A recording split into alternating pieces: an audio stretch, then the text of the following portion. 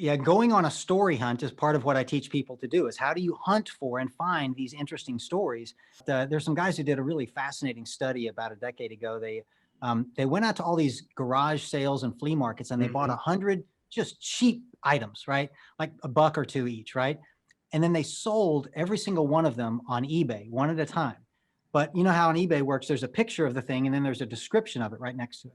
But instead of a description like, oh, this is a nutcracker, or this is a can opener, or whatever, they wrote a story, a silly, just obviously fictional, even though they say it's fictional, story about it with no description, but just a silly little story. They ended up selling those items that they'd bought for $129 total for over $3,000. Wow. Right? And the only difference is they had an interesting story, and most of them, like I said, they just made up. But some of them they did a little digging and went on a story hunt and found something interesting about it. And what that demonstrates is, yeah, that's just the power of story, having that missing something that you're talking about that people can, now they're not just buying an item, they're buying a story that has an item with it or an item with a story with it. Either way, it's much Right. more valuable now.